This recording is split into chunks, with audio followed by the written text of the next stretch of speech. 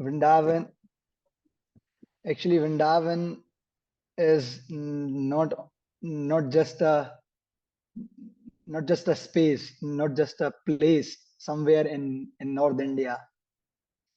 Actually, it is a very mystical occupational space. Mystical in a way that if you talk about Vrindavan, if you hear about Vrindavan anywhere, even by not being present in Vrindavan, even you are present somewhere else, Vrindavan appears as soon as one talks about or as soon as one hears about Vrindavan. It is not limited into time, space, or anything. It's like an occupational space in the heart. When you remember about it, when you hear about it, it appears in there in the heart and it occupies yourself. And today, through this little journey which we will make through this hour which available to us, we will try to understand something about what real Vrindavan is, what is Vrindavan, and what happens there, what it is really like.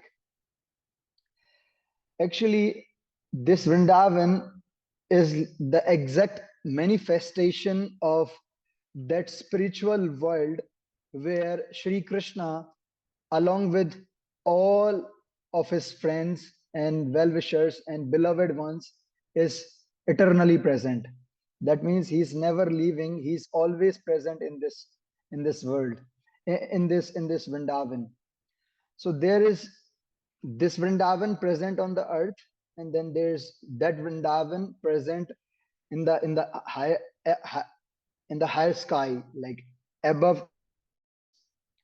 And this Vrindavan in today, if you see, it's Vrindavan means the Vrindavan town, but there's a word which uh, signifies all the places where Krishna and all his pastime take place. That word is Braj.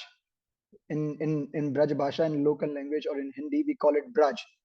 So Braj is like a broad area which is of about like more than 90 kilometers in diameter and all around it. So that is Braj. And if the sages have said that there are two ways, there are two doors to connect to Vrindavan. So there's first door. The first door, if you take the first door to Vrindavan, you will come to somewhere in India, to a northern Indian space where nobody obeys the traffic rules, where there's so much sugar in everything, where so many so and so things happen. But if you take the second door to Vrindavan, that door to Vrindavan, if you take that second door to Vrindavan, you have to have some qualifications. And the first qualification to enter that door is faith, Shraddha, faith, and then surrender, then Sharanagati. And if you take that door to Vrindavan, that door of faith and surrender, then you come to real Vrindavan, real Braj, real Vrindavan. And if you want to see something higher or something which is not very easily accessible, I would just give an example. If you want to see the microorganisms living around in the nature, you will need the microscope. You will need something which can show you. So the thing by which sages have advised us that how should we see Vrindavan, how should we access Vrindavan. So the sages have said that we should see Vrindavan through our ears, not with the eyes, through with our ears. And if we see Vrindavan through our ears, we will definitely able to connect to that real Vrindavan. And what does real Vrindavan really look like? Real Vrindavan is a place where Krishna the Supreme Personality Himself. He's always present. He's directly present. You don't have to make extra efforts to connect to Him. Saraswati, are you there? So Krishna is directly present. That means you don't have to make extra efforts to connect to Him. He is very easily accessible in Vrindavan, in real Vrindavan. And Krishna, he is center of each and everything. Whatever happens in Vrindavan, in real Vrindavan, is centered around Krishna. Krishna is the center of all the activities which happen. Everyone living in Vrindavan, maybe the cows, the trees, the creepers, the peacocks, the monkeys, the gopas means the cowherd boys, the gopis, beloved of Sri Krishna. They all want to make Krishna happy.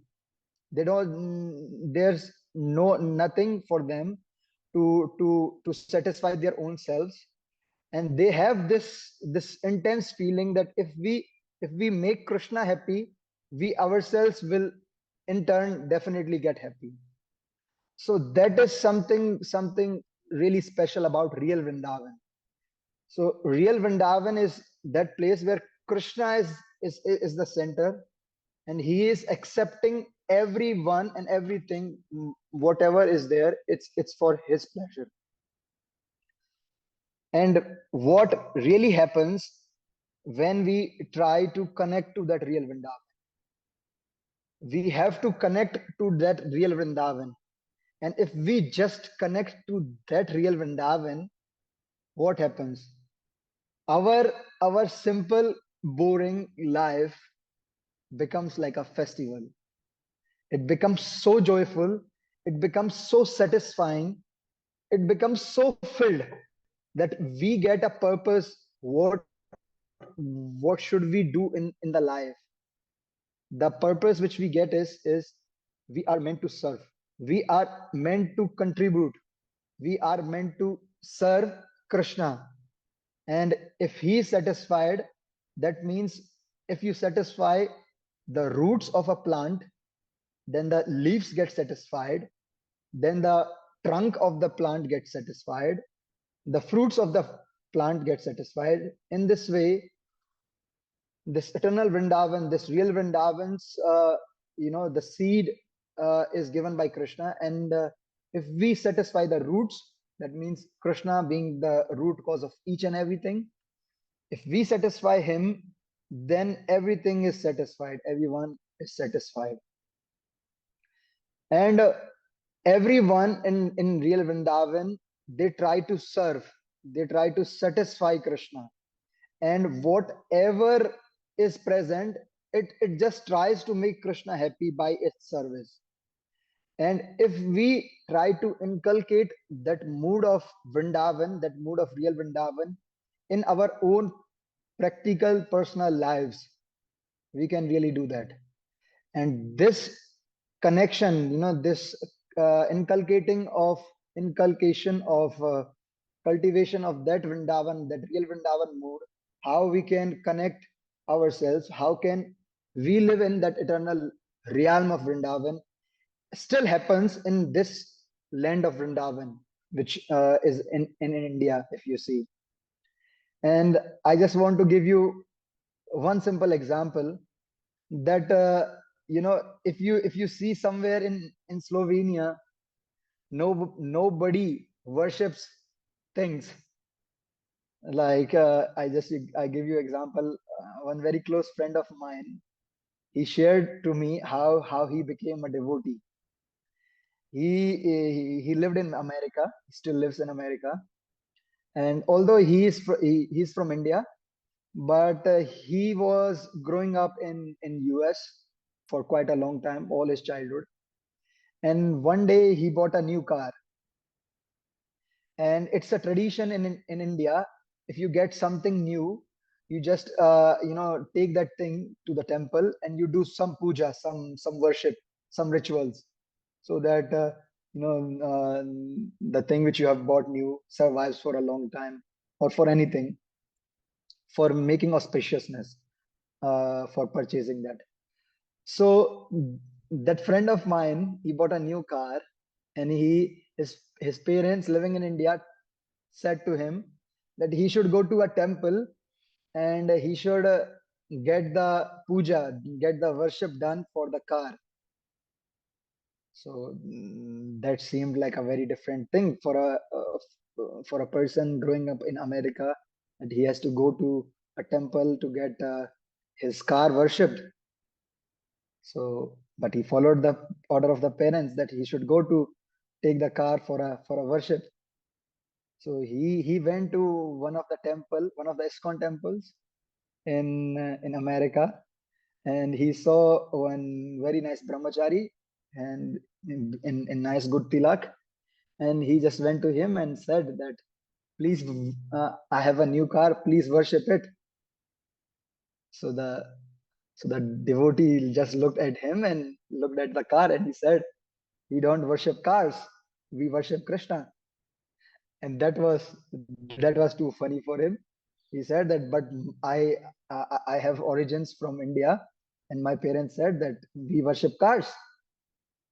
The devotee said, no, we don't worship cars, we worship Krishna.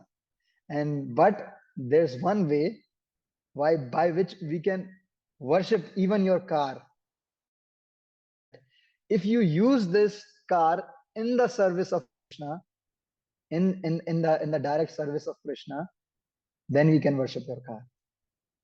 So this little event is so much describing a deep cultural value, or a deep connection, what really happens in eternal Vrindavan, which we can even feel, which we can even ourselves cultivate in our daily lives. That how everything which belongs to us, everything which we have, how it can be used really for Krishna's service, to satisfy him. Because our existence, our ownership, our life, everything is so limited. And what can a small lamp, how much light a small lamp can give to the sun.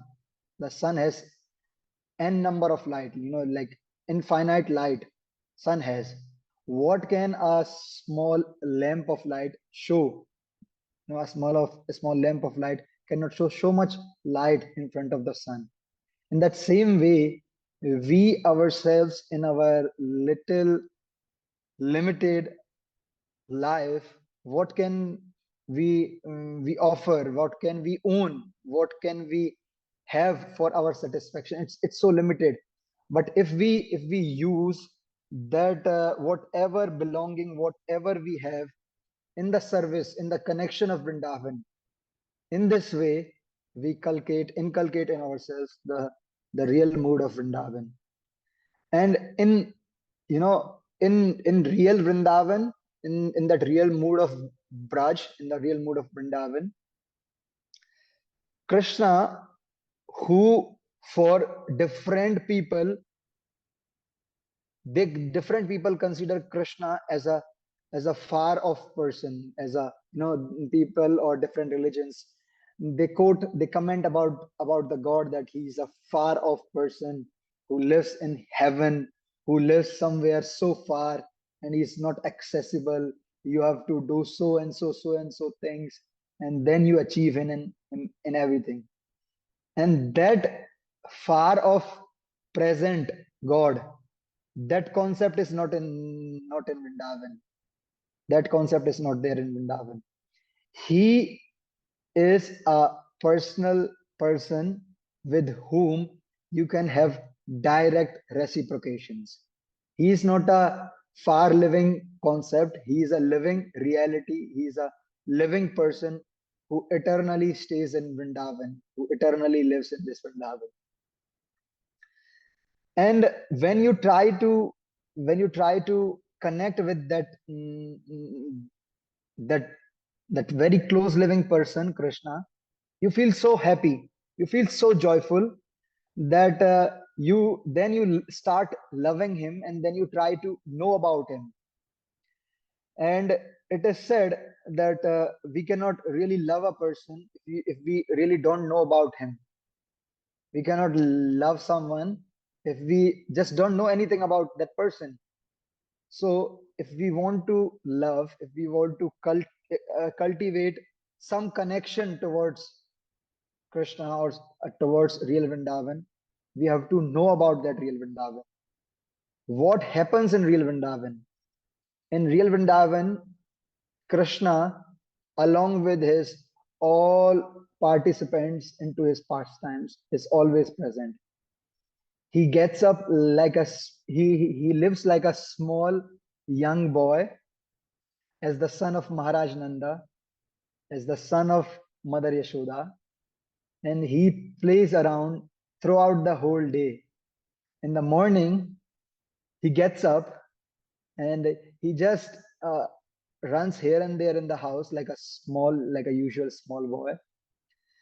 And then Mother Yashoda, out of her love for Krishna, she tries to bring some things for Krishna to eat.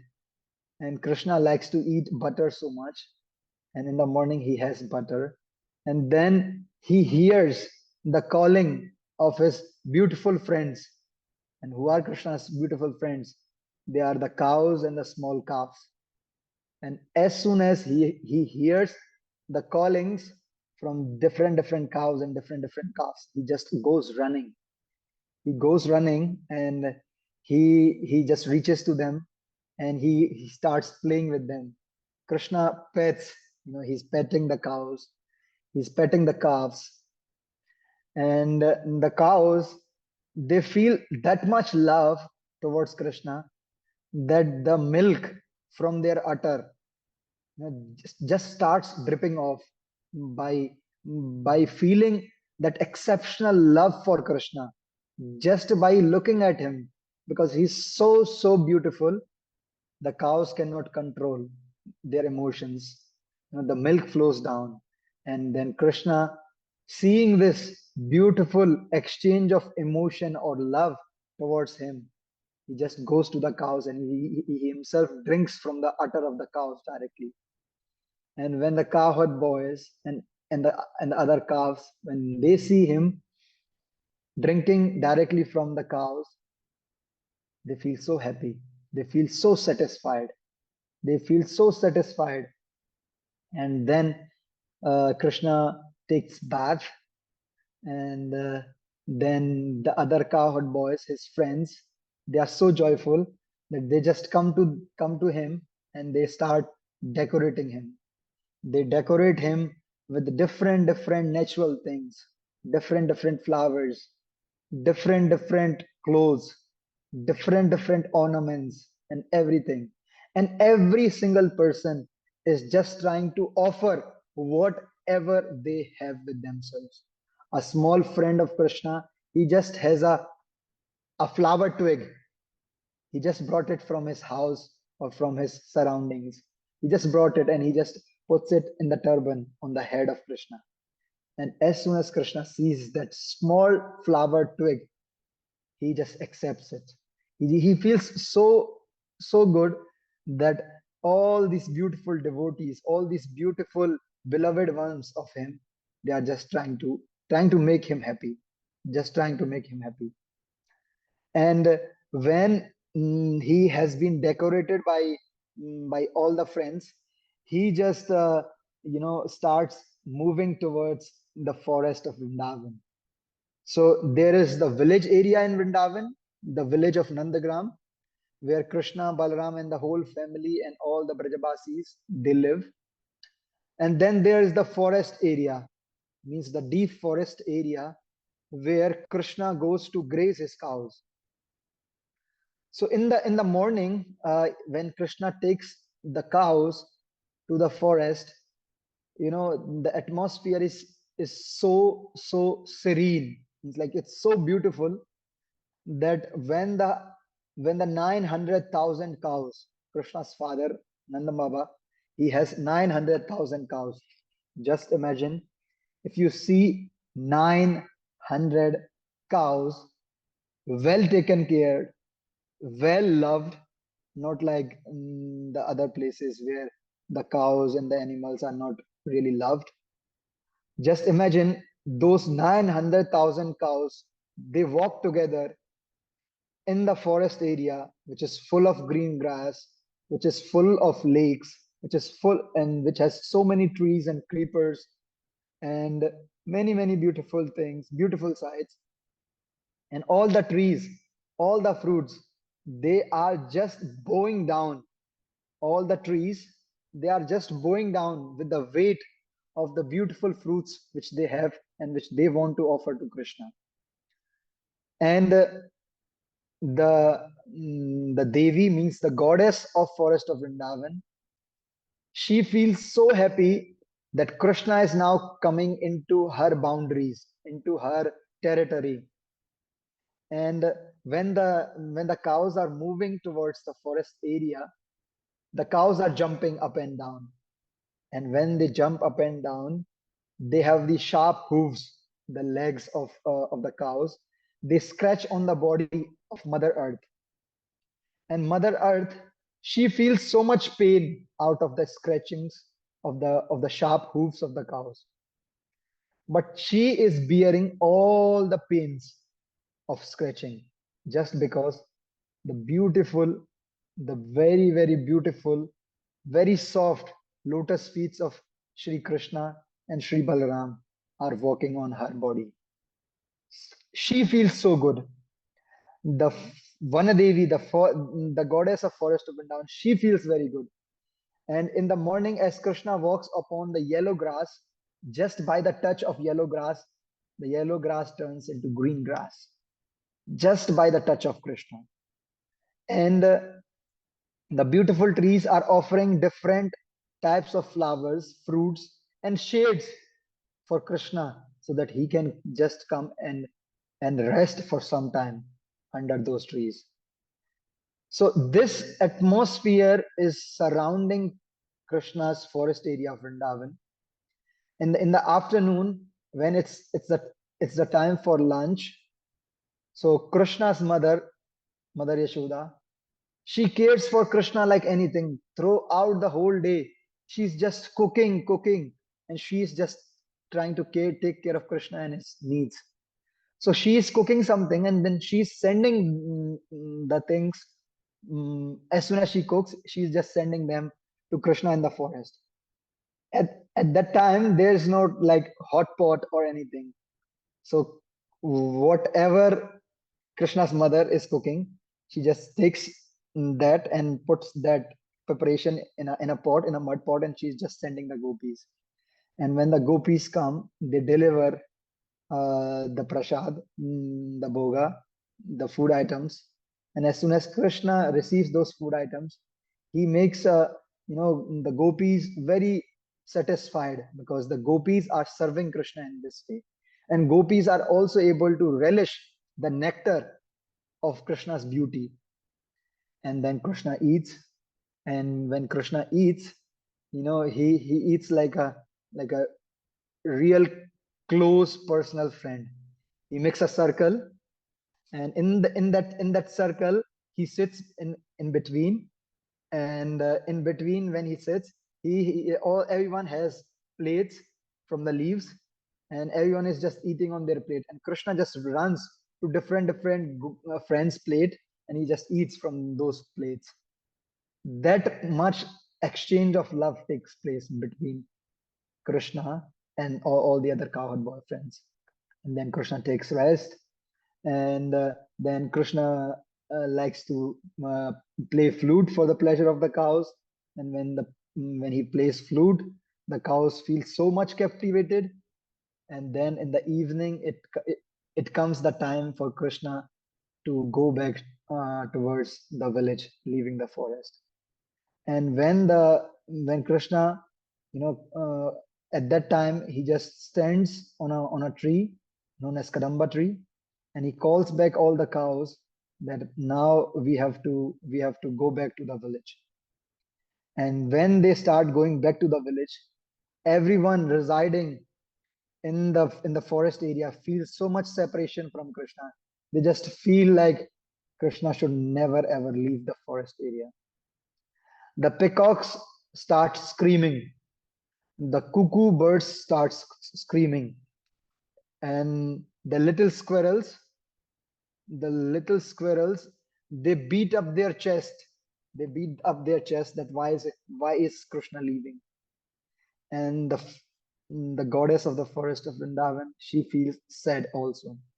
But the Brajabasis, the gopis living in the village area of Nandagram, they feel so happy because Krishna is now coming back to the house. And as Krishna and the other cowherd boys and the cows, they are walking, this beautiful description describes that the 900,000 cows, they look like a big ship, and Krishna Balram walking between them look like the two captains of that big ship. Now just imagine a very big European ship in the sea, white in color, and then there are these two captains standing on the edge, on the top of the ship, and the ship is sailing. So it appears like that like a big ship of the cows is going, and the dust of Vrindavan just goes up in the air, and then the cloud is formed. And when the dusty cloud forms on the head of Krishna and Balram, it looks like Krishna and Balram are having a turban, like a big turban on, like a head garment on their head. And that dusty cloud, it again falls back on the body of Krishna and Balram. And when the dusty cloud falls back on the body of Krishna Balram, they seem like they are changing colors. They look ever new. They always change forms. There's a song, which describes the beauty of Krishna. Tanak sobadana sukh subha ko sadana man. That although Krishna, he has a small body, he's just like a young boy, young 7-year-old boy. He has a small body, but still his body is like the abode of all the greatest beauty ever possible. And he wears a small yellow color garment, and he just goes to the forest area. And when he comes back, he looks like like someone incomparable.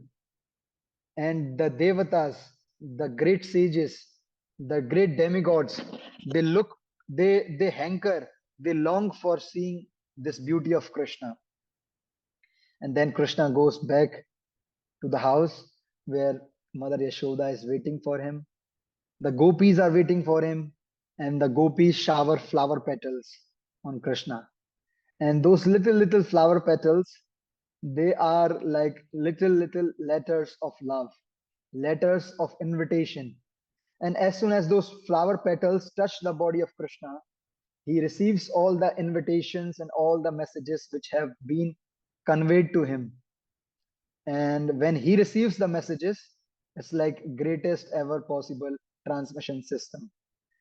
A flower petal goes and touches the head of Krishna, and he knows this Saraswati Gopi, or this Hari Devi Gopi, or this Lalita Gopi, or this Shama Gopi, they have invited me to come to this beautiful place to see them. So these exchanges meant to serve and satisfy Krishna, take place always in Vrindavan. And when Krishna comes back home, Mother Yashoda, she is showing Krishna that what she has made throughout the whole day, what preparations did she make for Krishna to eat. So everything is happening just for the pleasure of Krishna. And as soon as Krishna starts eating, some of the gopis just, they want to see Krishna, but they don't have any excuse to enter the house of Krishna. They just come to the house of Krishna and say to Mother Yashoda that, oh Mother Yashoda, our cows are not giving any milk without your son. And as soon as our cows see your son, they start giving milk. Please, please, please send your son to our house so that our cows can give milk. And as soon as Krishna goes to the house of the gopis, He feels, and as soon as the cows see Krishna, they just start giving milk. And when Krishna is milking the cows so lovingly, uh, half of the milk he put in the pot, in the milking pot, and half of the milk he's just drinking at that moment. And the gopis and the cows, they feel so much satisfied that Krishna is using something limited what we have for his satisfaction, and we are able to serve Krishna in this way. So a small day in real Vrindavan looks like where every single thing happens or happening is just meant for the pleasure of Krishna, just meant to satisfy Krishna in whatever capacity. And we ourselves, we the souls who live in this material world, this life is like a inspiration. This life which is going on in Vrindavan is like an inspiration for all of us to reach up to that level in our spiritual life, where every single thing which we do in our life can be a instrument to serve and to satisfy Krishna. And whatever we have can be used for Krishna if we try to find that connection towards Krishna, connection towards that real mood of Vrindavan. And in this way, whatever you just heard about what happens in real Vrindavan is always, is eternally happening in this land of Vrindavan, which is there here on this material world, on this earth. This is eternally happening, and one has to receive that connection with his faith and with surrender. And if with faith and surrender you try to enter, you try to hear about that real Vrindavan, you will find that connection to Vrindavan. And there was a devotee, there was a Muslim devotee. His name was Ras Khan. Ras Khan. Ras means the taste, and Khan means a surname in the Muslim religion.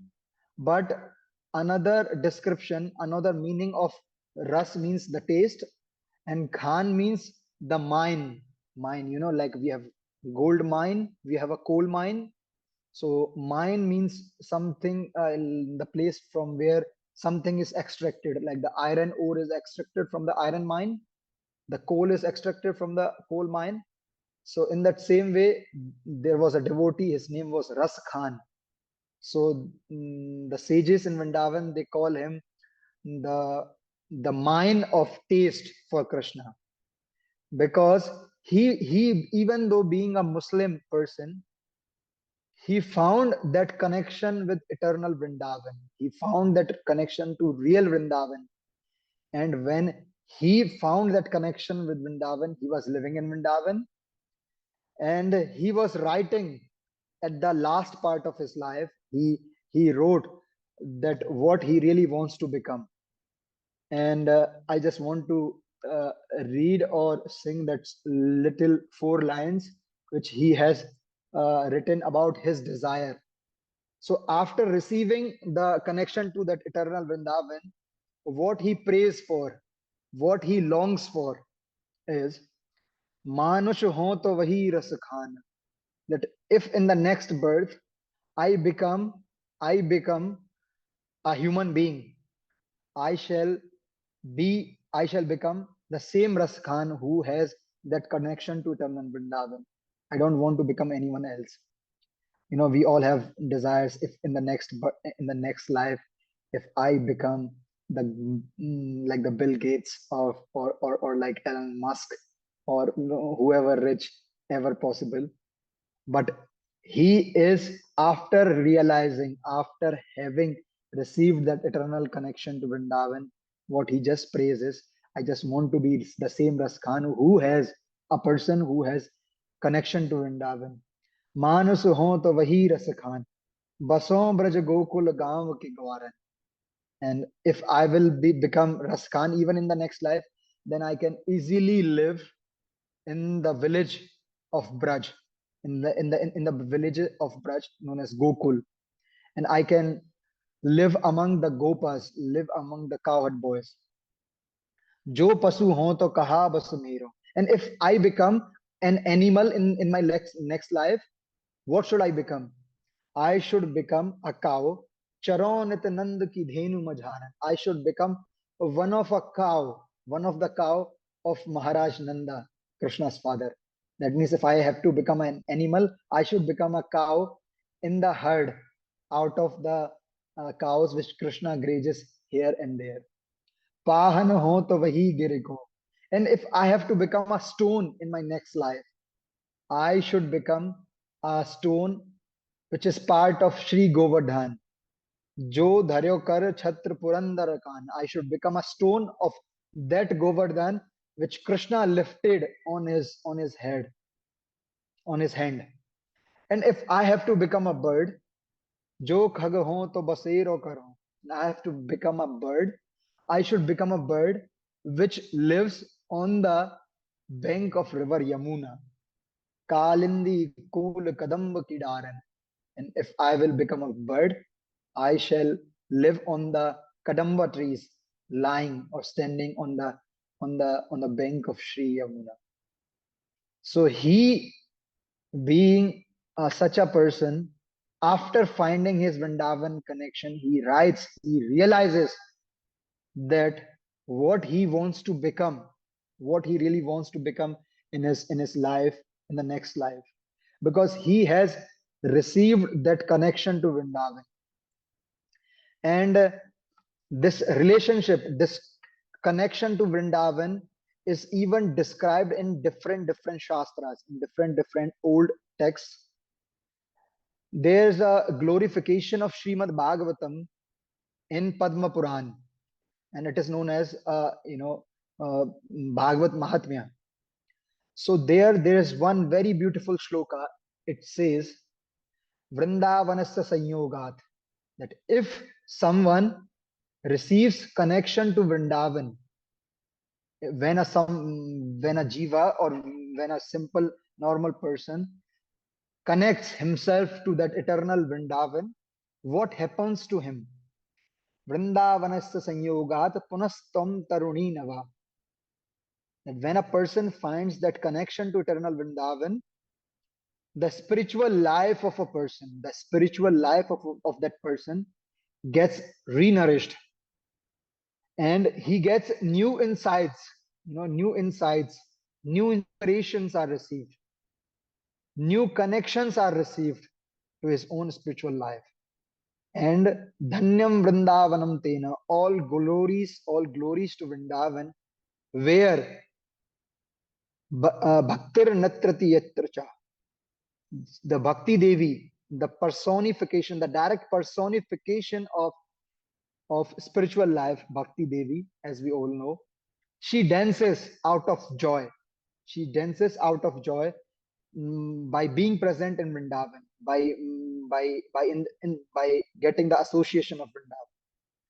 So this mood of Vrindavan, when one connects to that mood, he feels all those connections, he feels all those nourishments. See, uh, a human form of life, it has many needs. We have physical needs, we have social needs, we have economical needs, we have financial needs, we have emotional needs. In the same way, we have spiritual needs.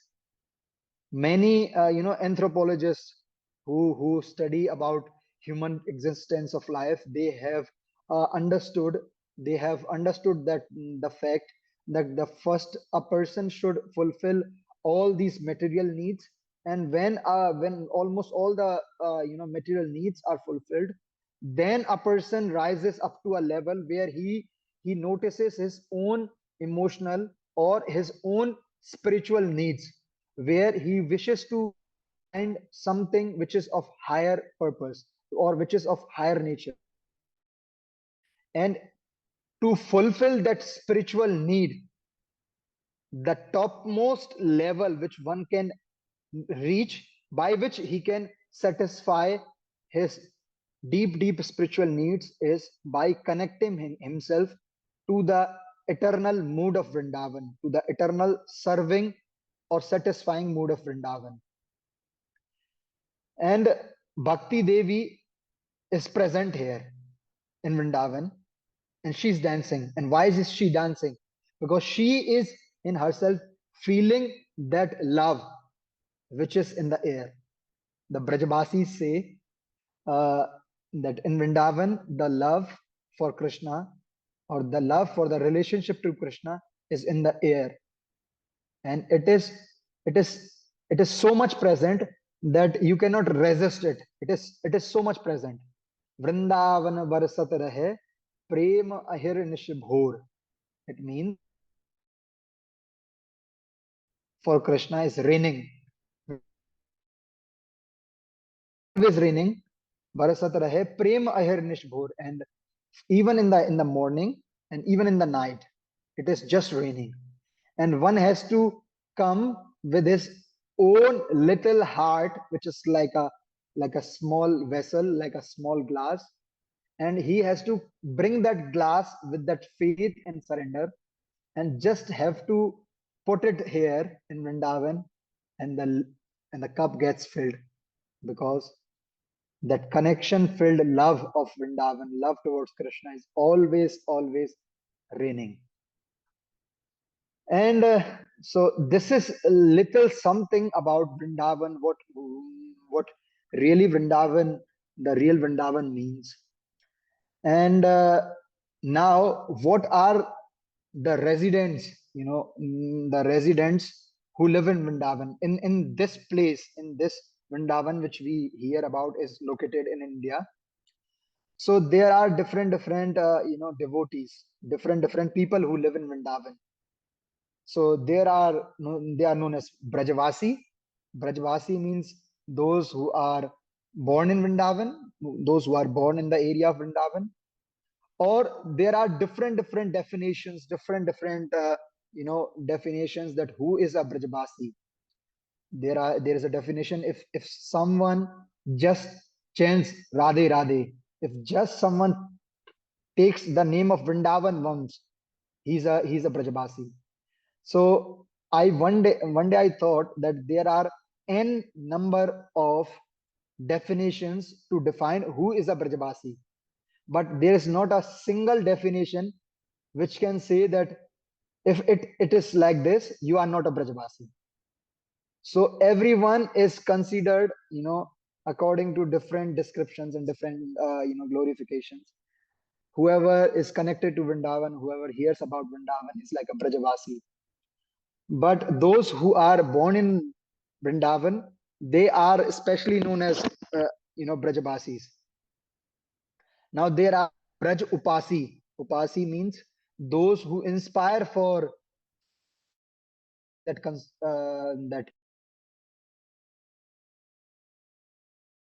Braj Dasi, and who are praying, who are serving Vrindavan. They are Braj Dasi, like servants. Then there are Braj Jan. So even higher to Brajavasis are Brajajan. Brajajan means those who have taken birth in Vrindavan, and those who have even after taking birth in Vrindavan, they are continuing, they are really imbibing that eternal mood of Vrindavan in their own selves, in their own practical lives. So they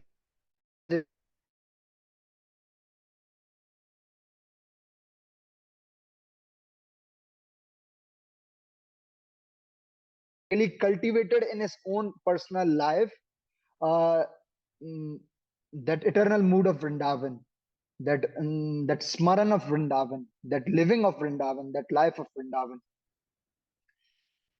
And there's one simple thing, which if you know this, you can differentiate between who is really a Vrindavan person, a Brajjan, or who is not a Brajjan. So a Brajjan, the people outside of Vrindavan, they have to remember Krishna. They have to make efforts to remember Krishna even for a minute. Even for a minute, if you just want to remember Krishna, you have to make efforts. But for the Brajajans, for those who have imbibed in their life the real Vrindavan mood, they don't forget Krishna even for a minute. So there is a difference. Remembering Krishna by making efforts for a minute and then not forgetting Krishna even for a minute. There's a vast difference in it. And now I just want to say something about the culture which is even present today up till now in Vrindavan. And that Vrindavan culture is really so much inclusive. It's such a deep culture, so much inclusive that Vrindavan culture accepts everyone. It doesn't matter where you come from, where you have taken birth, or which system of religion you follow, or which pattern of living you follow, whatever you follow. But Vrindavan accepts everyone else, everyone. It has an inclusive culture where there are no boundaries or limitations for acceptance. Vrindavan Mahimamrit, the glorification of Vrindavan, says that Vrindavan is like thousand mothers, and it accepts like a mother accepts a child, even though he has many bad qualities or any other thing, but the mother just accepts the son. So in that same way, Vrindavan is like thousand mothers, uh, you know, accepting everyone. And the only qualification, the only qualification for connecting to Vrindavan is that you should have that desire to satisfy Krishna, to serve Krishna. And if you just have that in your heart, that little desire to serve Krishna, by whatever you have, by whatever you are in your life, if you just have that desire to serve and satisfy Krishna, welcome on board to the Vrindavan mood. No, you can come on the same level of Vrindavan mood if you just have that little desire to serve Krishna, to satisfy him. And Vrindavan is so nice, so joyful, so much loving, so much deep in culture that there are three lines which describe Vrindavan. In Vrindavan, every single day is a festival, every word is a song, and every step is a dance. So it is a very rich cultured place where where the ethnical culture is still surviving in a full blossomed form. And even like a normal routine of a simple Brajbasi or of a simple person living in the area of Vrindavan includes Krishna so much in their day-to-day life. So a daily routine of a Vrindavan person, in it, there's Krishna's presence at different times. Definitely, at some point of time or the other, in the day of a person, of a Brajbasi, Krishna is present. Like if I just tell you simple life of my own grandfather. He was before working in the government. He was working in the Indian government in the Indian Postal Department. Now he's a retired person. So in the morning he just gets up and he just goes to the area of Yashoda Kund, a lake, where Krishna and Mother Yashoda would take bath, and he just does parikrama of it like his morning walk. So for keeping his body fit, he has to go for a walk, but he goes for a walk next to the lake where Krishna's some pastime takes place, and then he goes around the area of Nand Maharaj's Goshala, the place where Nand Maharaj's cows were kept. And then he comes back in the morning. He just drinks the milk from our cow. He just takes bath, and after taking bath, he just has his song books. He just chants some of the songs which are from different festivals throughout the year. Then he just goes to take darshan of Krishna Balram. He just goes to the mandir, to the temple with his stick, along with his friends. All of his old retired friends. They just go together to mandir. They take darshan of Krishna Balram, and they just sit around or hang around in the temple for some time. They come back, they have their lunch, they take rest, they sleep for like 1 or 2 hours, and then in the evening they again sit at a place together where everyone is sitting, and then in the evening they again go to the temple for doing the final arti. The final time, the final arti, when Krishna and Balaram and everyone goes to sleep, and then they come back, they have their dinner, and they just go to sleep. So this is like a simple form of life. And if I tell you my own life and life of anybody else, there is Krishna's presence in uh, in each and every day-to-day life of each and every person. Even in Krishna's presence is like super. He's like super present in the life of Vrindavan people, that even in the birth or in the death of a person, Krishna is present.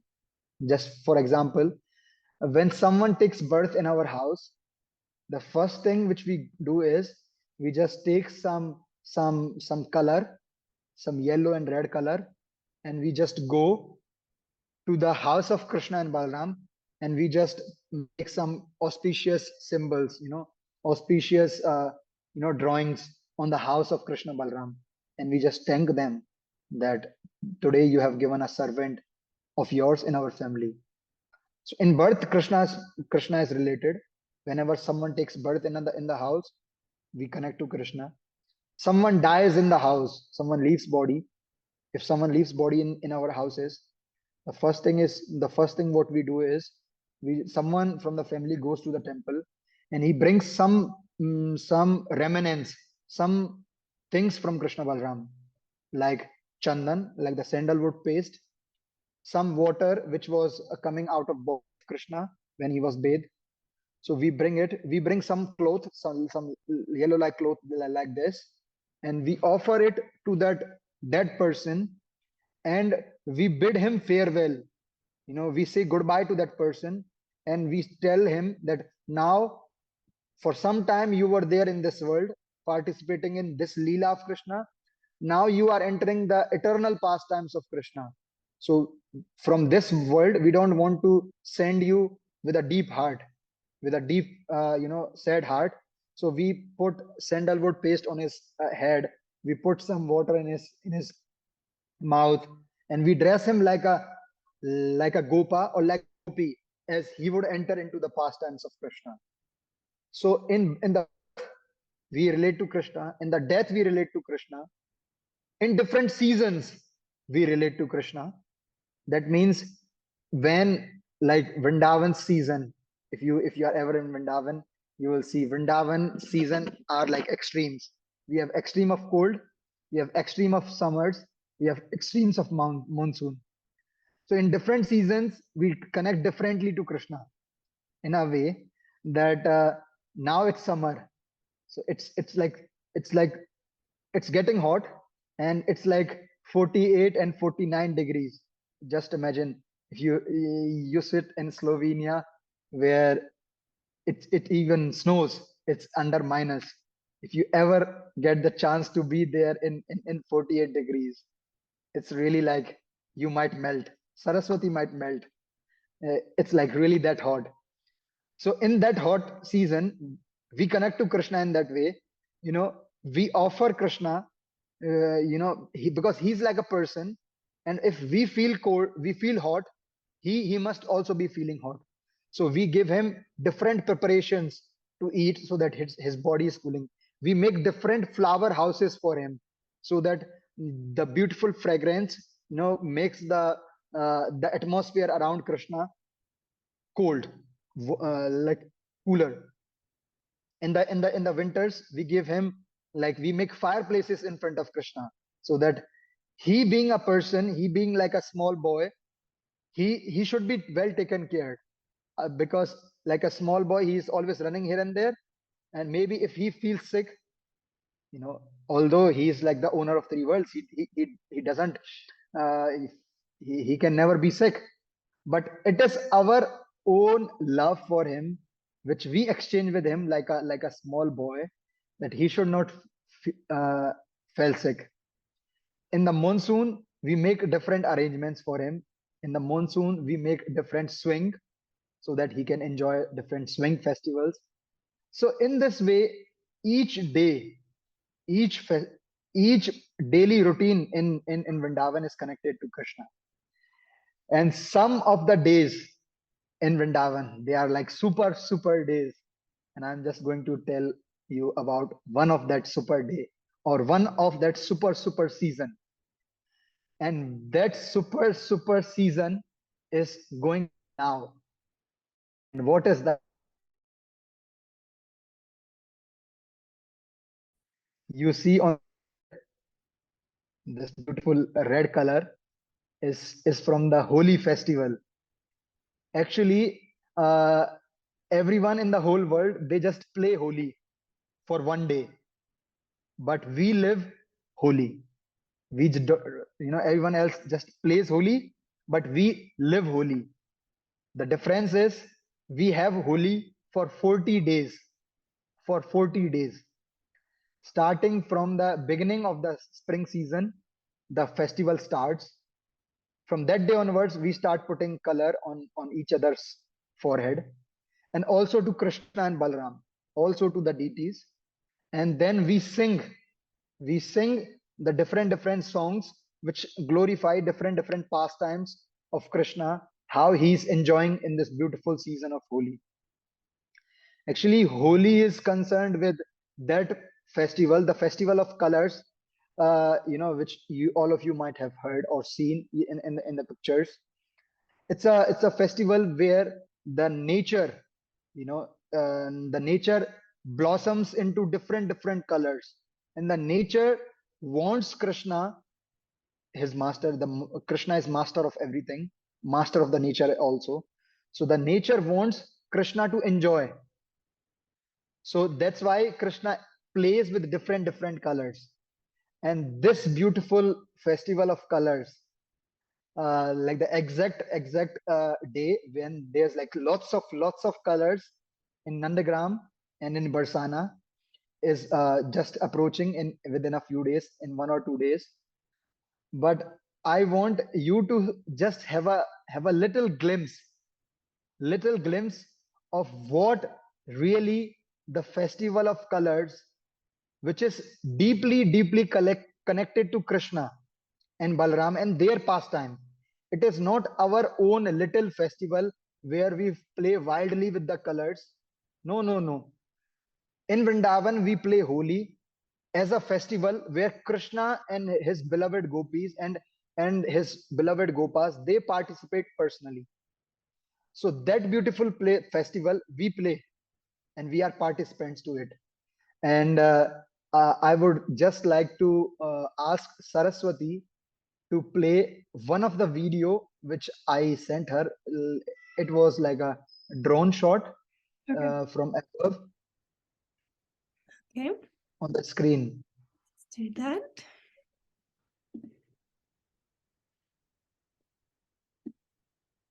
Okay. Uh, Mhm.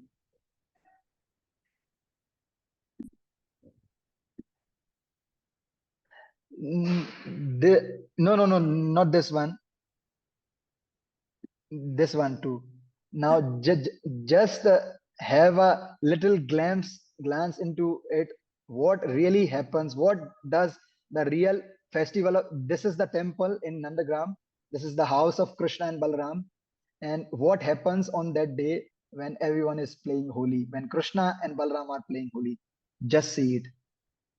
आज बिरज में होरी रे रसिया, आज बिरज में होरी रे रसिया, होरी रे वर जोरी रे रसिया, होरी रे वर जोरी रे रसिया, आज बिरज में होरी रे रसिया, आज बिरज में होरी रे रसिया, आज बिरज में होरी रे रसिया, आज Biraj. And the second one, yes, this one.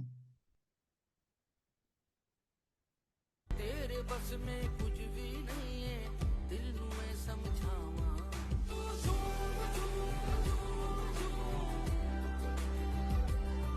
तू झूम झूम झूम।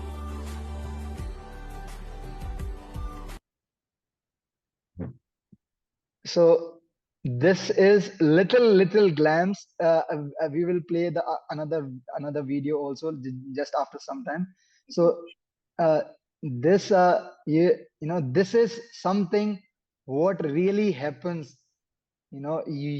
Everyone is there, and there's deep clouds of colors, and everyone is just enjoying, just throwing colors, enjoying Krishna's natural beauty. And this beautiful festival is like life for all of us who live in Vrindavan. We live throughout the whole year just because in 1 month Holi is coming. That is like that ultimate feeling. So the days in Vrindavan are that charged up, although every day is like festival, but some of the days they are like super festival, where the excitement, the joy, the happiness is so immense that a tongue cannot describe it in words. And I would ask Saraswati to play one of the other video.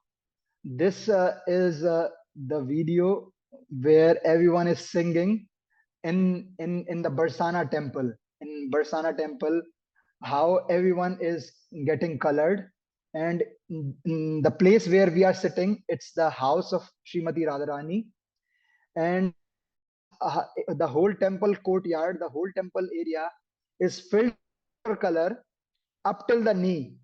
Just imagine, Saraswati, the same Sriji Mandir filled with watercolor up till knee, and we all sit in there joyfully singing what Krishna and Srimati Radharani is doing.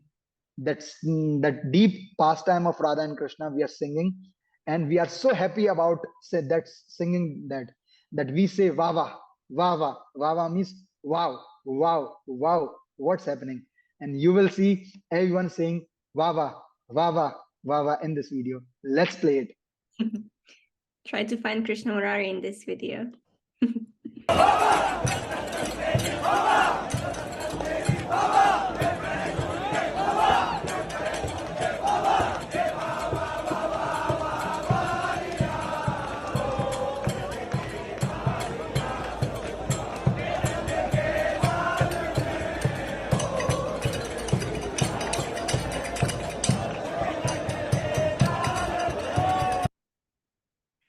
Maybe once again. Is this you? Yeah. Yeah.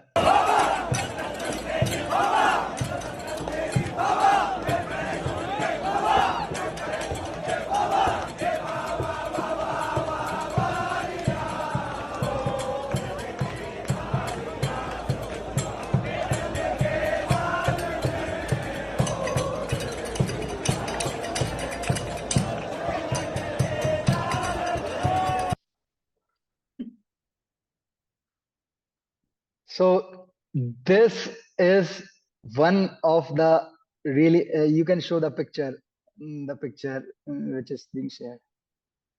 So this is like my motto. I wrote it 1 or 2 days before, that the world just plays Holi, but we the Brajbasis, we really live Holi. It's not just a festival for us. It's like something which we can really not describe. So this is something about Vrindavan. Every single thing is connected to Krishna. Each day is connected to Krishna. Our are connected to Krishna. Our mood is connected to Krishna. Whatever we have is for Krishna, is to satisfy Krishna and everything. And I just remember one very famous joke. You know, the prince in England, Henry VIII. He had 7 wives, and when he was about to marry the eighth wife, he said to all the 8 wives that I shall not keep you long. So today I am also in that condition, in that same situation, that I shall not be keeping you all long. But I just want to end with something which to remind all of you, and maybe to give you a little thought which you can think in after this Zoom meeting. Actually, mm,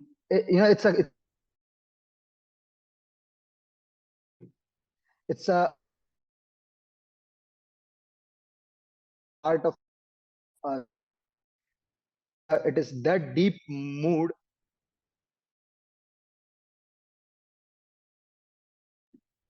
is meant to serve, and it's is meant to satisfy Krishna.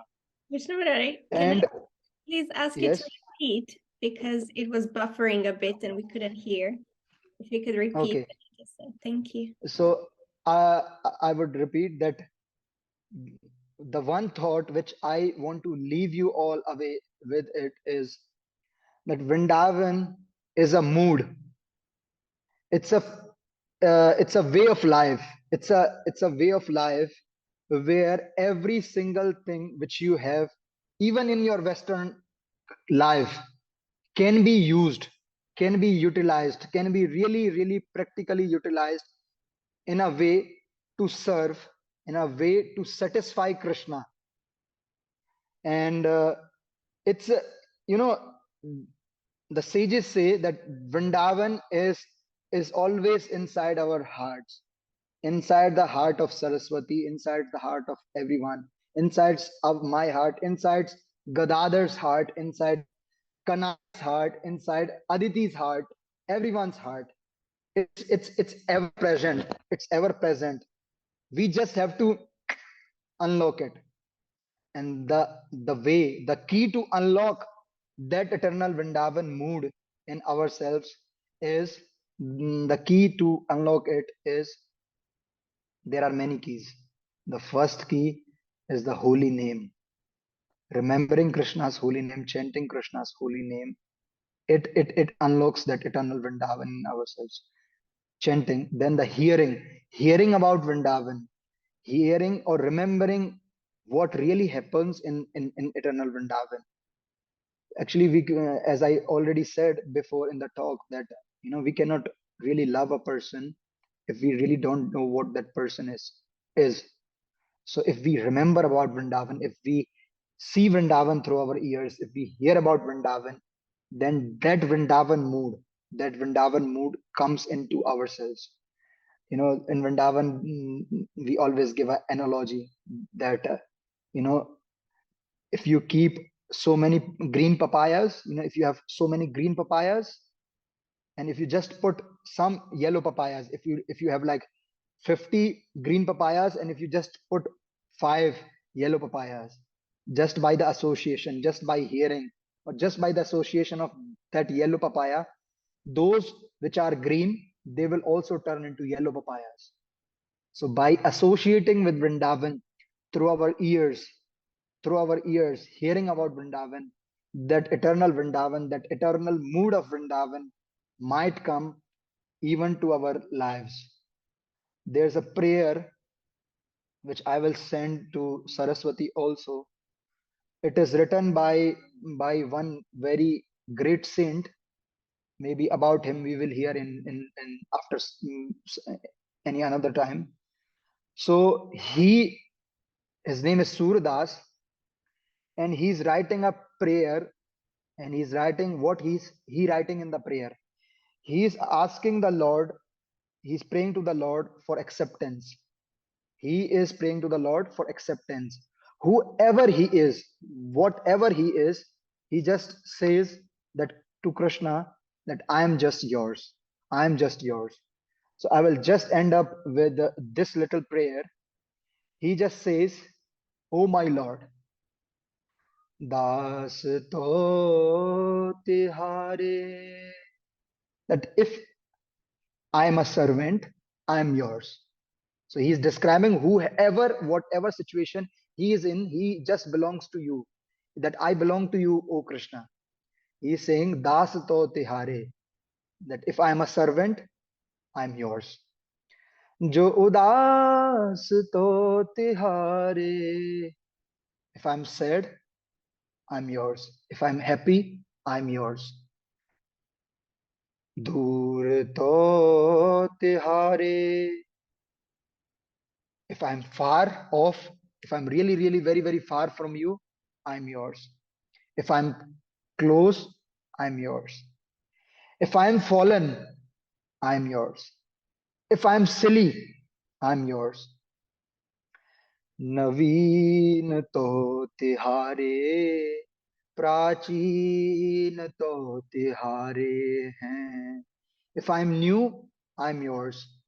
If I'm very old, I'm yours. क्रूर तो तिहारे, गुणपूर तो तिहारे. If I'm cruel, I'm yours. If I'm filled with all the good qualities, I'm yours. राचे नूर तो तिहारे, सांचे सूर तो तिहारे हैं. If I'm cruel, I'm yours. If I'm kind, I'm yours, O my Lord. पायक तिहारे, यश गायक तिहारे. That, O my Lord, who am I? हो सहायक हमारे, हम पायक तिहारे हैं. But, O my dear Lord, I'm just a recipient of your mercy. I'm a small singer of your glories. O my Lord, you are my greatest supporter. Who am I? I am just a small, I am just a small recipient of your mercy. And I wish to be accepted by you. O my Lord, whoever I am yours, says Surdas. And I would like to again thank all of you, especially Saraswati, for having this wonderful sangha. Even though you sitting there in one corner of the world and I sitting here in one corner of Sri Govardhan, but we could have that beautiful, wonderful opportunity to discuss, to hear, or to speak something about Vrindavan.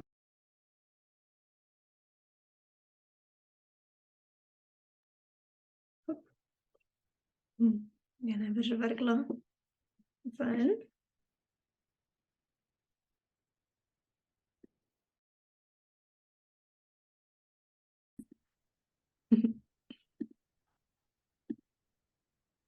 Okay. So now you're back. Can you hear us? Yeah, I can hear you very well. Can you hear me? Yes.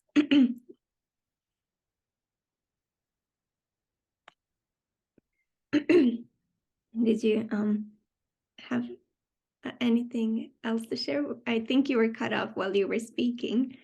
I was just thanking all of you to give me this wonderful opportunity to just talk about Vrindavan, although one cannot really describe what what really Vrindavan is. Vrindavan can only be lived by being here.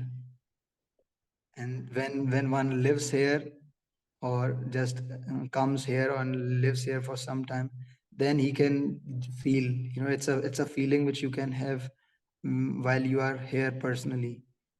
And although much can be said about Vrindavan, what it really is, but I just want to thank all of you to give me this little wonderful opportunity to maybe share some little drop from the ocean, which Vrindavan really is. Thank you, Krishna Murari, for coming on here and joining our Namakirti Youth Sangha. It was so inspiring to hear from you. And I think I can say in all of our names that we're all very grateful that you joined us.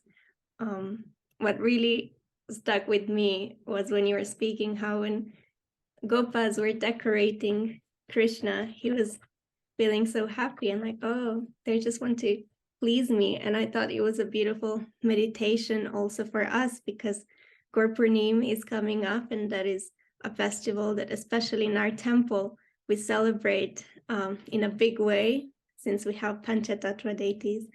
And it's a nice inspiration for us to come and join and help in decorations, help in jewelry making. If anyone is feeling inspired, they can also just contact me and I will connect you with the devotees who are in charge of that. And also when gopis were showering Krishna with flower petals, how he could receive their messages. And it's also a reminder that when we do Pushpanjali, we can tell Krishna what we feel through while showering him with flower petals. And it's so sweet how we can incorporate so many things that sometimes we do, we're doing it just because that's a tradition, we do it. But we can go deeper and put our intention, put our love in everything we do. And one more thing that really touched me, I think it always touches me when I hear it, is that Vrindavan is so all-inclusive. It really, Vrindavan accepts everyone. And as soon as we show that we want to serve, that we want to love, that we want to give, I feel like we get so much more in return that we can actually give. Like our capacities are so small, but we get so much in return, so much love, so much care, so much beautiful experiences. It is, my grandfather always tells me, when someone in life is confused, so he always tells one thing. He tells that just have faith on him. If he starts giving you, he has 1,000 hands and you only have 2 hands to handle. And if he starts taking away, you have only 2 hands and he has 1,000 hands to take away. So how much can you hold in your 2 hands? If he is giving, he will give so much. And if he wishes to take things away, you cannot grab really, not so much. So having that much faith on him is really that Vrindavan mood. Thank you. Now I would like to invite anyone, if you have questions, 1 or 2 questions, you can ask Krishna Murari. Do you have time, Krishna Murari, for a few questions? Yeah. Today I'm there. I'm there for Slovenia. Whenever I ask Krishna Murari something, he said, "Why not?" That's his answer. Like, can I do this? Why not? What about this? Why not? So why not? Let's take a few more questions if anyone has.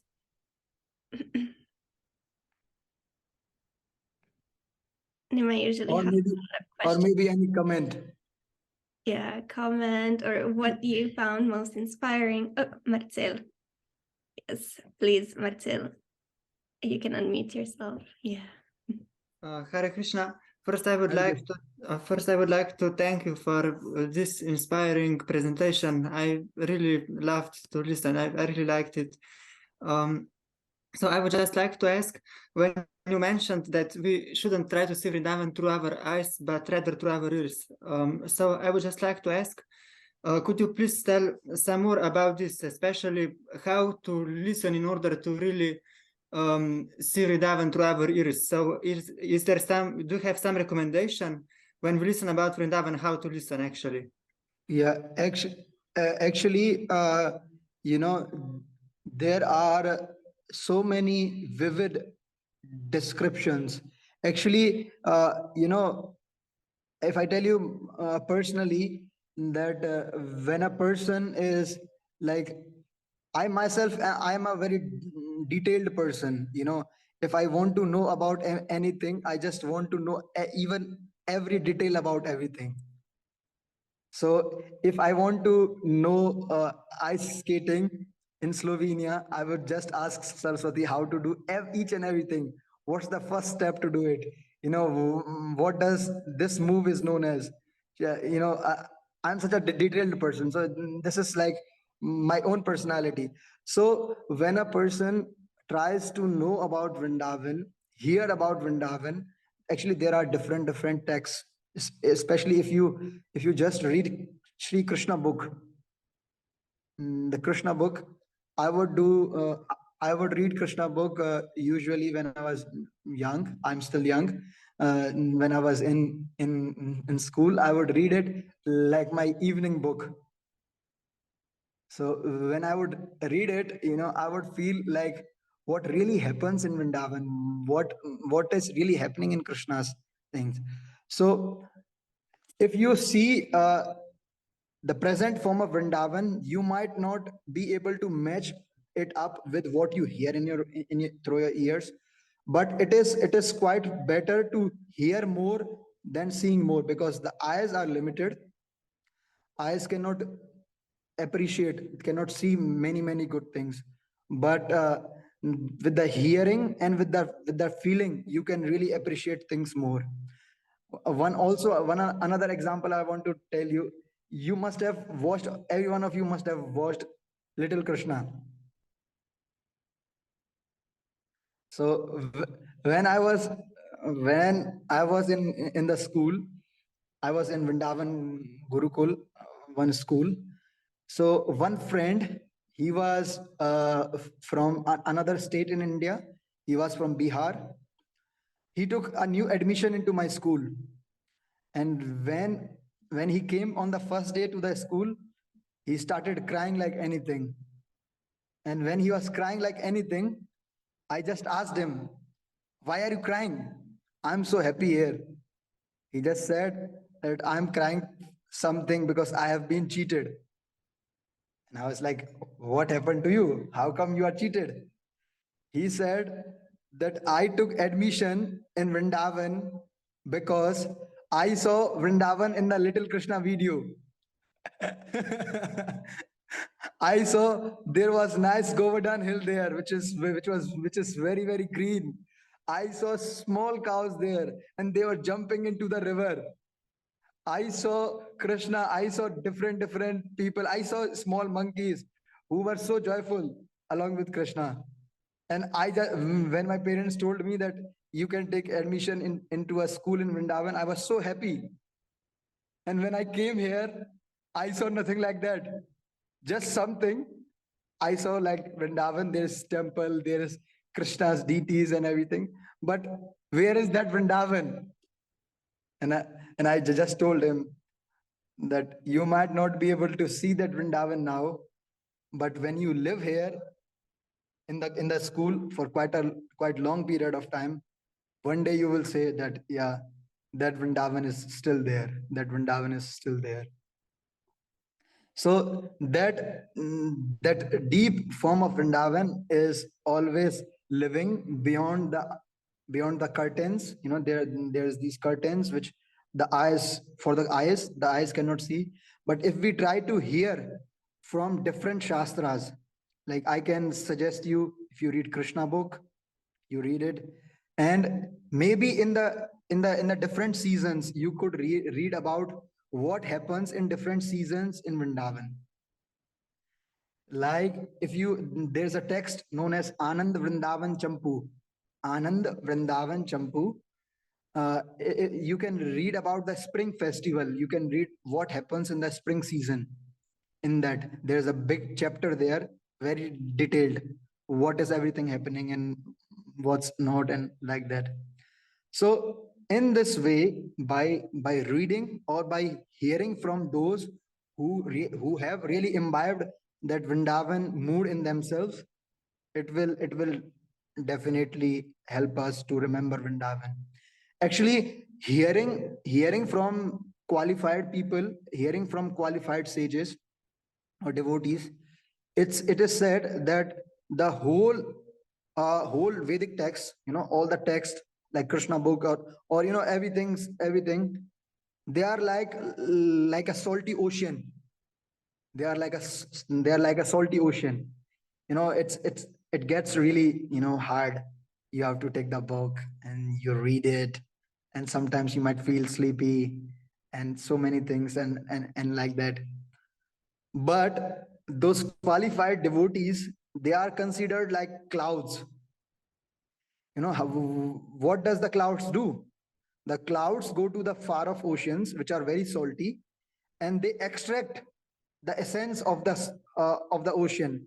They take water from the same ocean, and when they shower it to the land or to the people, the water which comes down is very sweet. So all the texts which might be like salty ocean for all of us, and if we hear it from different qualified Vaishnavas, from different devotees, it will be nectar for us. So hearing and reading, that is advisable. I hope it answers you. Thank you. Thank you both to Marcel for asking such a nice question. And What does Nimai have to say? Hey, Krishna Murari, Radhe Radhe. Radhe Radhe. Yeah, no, thank you for your. It was literally like liquid honey just entering the ears. That's what it felt like. Yeah, I like this point you made about the difference between Brajabasi and Brajajana. Always remembering, even can't forget for a moment, and then trying hard to just remember. But this gap I feel between the two, I feel somewhere between that. And yeah, especially as I can feel like I'm part of Krishna's family, but I am foreign to Vrindavan as well. So if I want to know Krishna better, then I have to know Vrindavan better because that's connected to Krishna. So how can I feel less foreign, and also bridge this gap between, cannot forget for a moment and just trying hard, this is where I find myself. Actually, the only qualification and the only way and the only instrument, or the only means which by which one can really access that Vrindavan is by kripa, is by mercy. Mhm. And if you wish to get mercy, there are two steps to get mercy. The first step is your efforts, which you put, and the another step is the prayers you make. And with your effort, you can only get this much. With your prayers also, you can get this much, to this level. But when kripa comes to you, when mercy comes to you, when one is really sincere, when mercy comes to him or her, you can be like a rocket launcher, reaching, bridging that gap. And it really comes from mercy. That is what I can say. Without I mean, by mercy, mercy, like by mercy, do you mean like you were saying about those clouds who take from the salty ocean and then shower you, waiting for that shower? Is that what you mean? Yeah, actually, I mean, for that that shower of mercy too, but also of that mercy which comes to us when we really being sincere, we long for getting that mercy. Uh, you know, there are two things. When there's things in spiritual life which you do formally, and then there are things which happen on, like you imbibe in them, imbibe everything in such a way that anything happens in your life, you know, it just gets connected to Krishna. I just give you one example.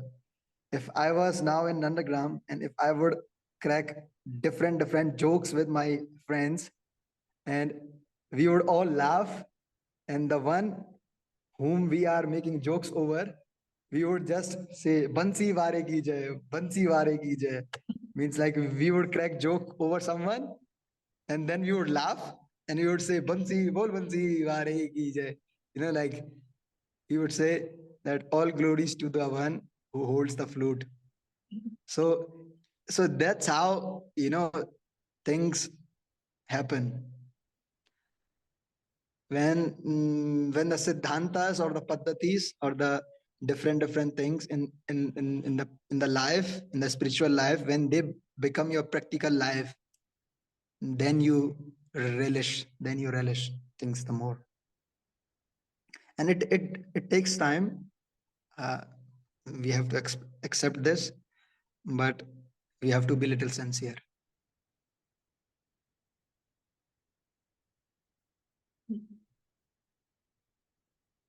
Thank you. Any? What? Yes. No, you please continue. I was just going to ask you, what do we do next? Well, I think maybe we can finish now on a sweet note. So we don't get all the answers on the first session, on the first gathering, because we would like to invite Krishna Murari to join us more regularly and share with us many more different sweet pastimes of Krishna and Balaram in different holy places in the Braj area. So thank you, Krishna Murari, for joining us. Thank you. It's my great pleasure to be there, and I would just like to invite you for the festival of Holi, which is just coming on 28th and 1st. If you cannot be there physically, just be present in your good heart and mind, and I shall remember everyone. Even Vishnu Priya and Vasudev Gautam, I will remember. Even Nimai and Saraswati, Spella also, I will remember everyone. And Saraswati will send you all those videos which we saw, and maybe I will also send her some of the darshans, how really Krishna Balaram, does the real mood look like. And yeah, just be part of Krishna's festival. You know, life is a festival of, if we are connected with Krishna. And the festivals are not boring, festivals are joyful. And if you want to have a joyful life connected with Krishna and with his Vrindavan, and you shall see miracles unfolding in all of your lives. Thank you. If anyone wants to unmute and thank Krishna Murari, now is the chance. We can all unmute ourselves and express our gratitude. Thank you, Radhe Radhe. Hari Bol. Well, Vasudev Gautam ji, Radhe Radhe. Radhe Radhe. Your mother, father came back or no? Yes, they arrived safely yesterday. Very good. Just say my Radhe Radhe to them. Okay, bolonga. Khwala.